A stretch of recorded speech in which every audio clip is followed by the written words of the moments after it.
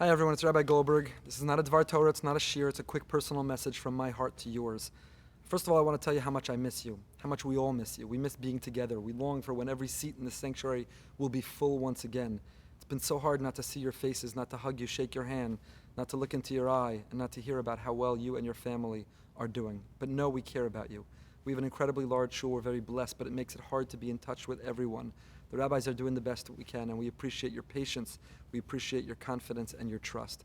I promise you, we're working from morning to night, putting together our classes and our programs and our activities, answering your questions, putting together policies and procedures, trying to communicate as best that we can, and we appreciate your understanding. I wanted to just share with you, first of all, a thank you to our incredible task force who've worked very hard. A very special thank you to Rabbi Moskowitz, Rabbi Dr. David Shabtai, who've been helping guide our policies and procedures as we've been trying to navigate what are uncharted waters and territory. This is unprecedented. We're doing the best that we can to both keep us safe, but reasonably re-enter and begin to relive our lives. And I know it's not happening at the pace, and it's not happening in the way that everybody wants or agrees, but we're doing the best that we can. We have what we think are our greatest experts in medicine and science, our poskim, whose shoulder we lean on regularly, and they are informing everything. We take every decision with great deliberation, analysis, so seriously because we understand it's impacting your life seriously, and therefore we don't take it lightly. I want to thank everyone for complying, for working together. It's so largely responsible for why our community thus far has, thank God, been so safe and spared, because we've all been so compliant and so careful. And now is not a time to let up, even though we are beginning to reopen and beginning to be able to spend time and beginning to relive our lives. But there are so many factors at work for every decision that we make. And so we've reconvened davening at the shul, and not everyone can come, and that breaks our hearts. We know it's painful for you, and we wish we could accommodate you.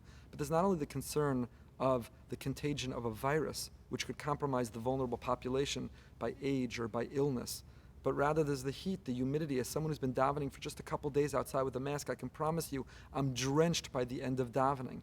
Just this past weekend, an older member, someone passed out because they spent a little time outside. They had to be revived, and they were brought to the hospital.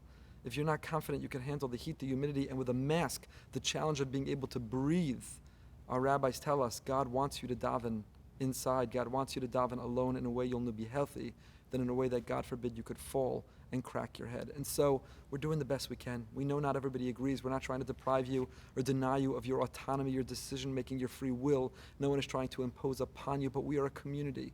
We always have been and we always will be. And our health, our wellness, our destiny, we are all interlocked with one another. And if one group acts irresponsibly, it can compromise another.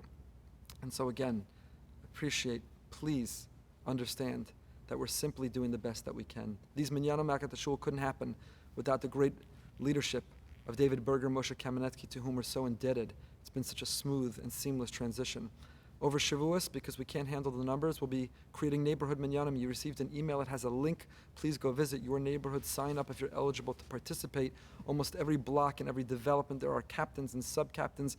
We're trying to put together something that we never thought we would ever have before.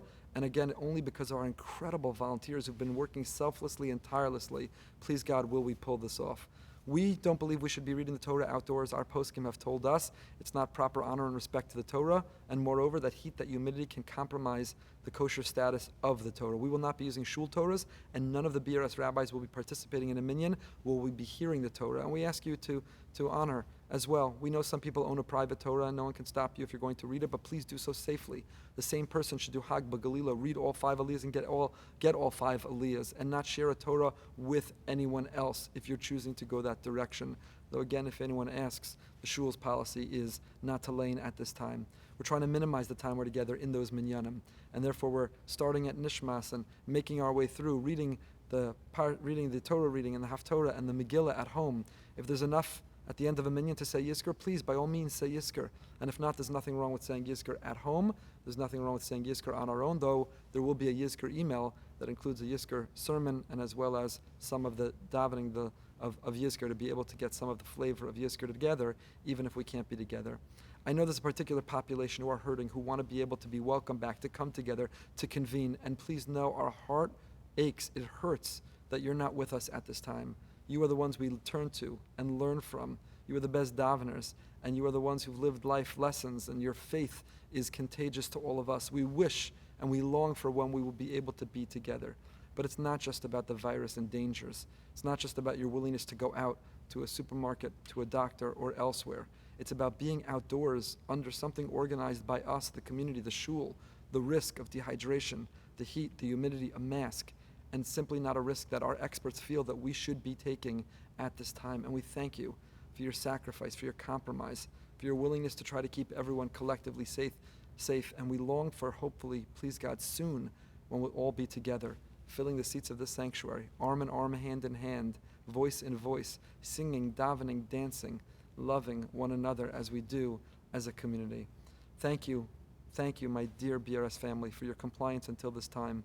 It has gone so far in keeping us safe. And as much as we are beginning to incrementally come back, and we won't be excessively stringent, but we're listening to our task force and our experts, and we're trying to simply keep everyone safe. Thank you for your continued compliance. And I hope and I pray and I bless all of us that in the spirit of our commitment towards one another and a willingness to even compromise in areas or ways that we wish we didn't have to, that indeed we'll all be safe and sound and secure, that please God will come together as a family, as in a community, speedily. We should have a good yontif, a chag sameach, we should be zocha, we should merit to be mekabel the Torah, to receive the Torah b'simcha, with joy, with love, and with unity as a community, and to celebrate sometime very soon together. Thank you, and have a good yontif.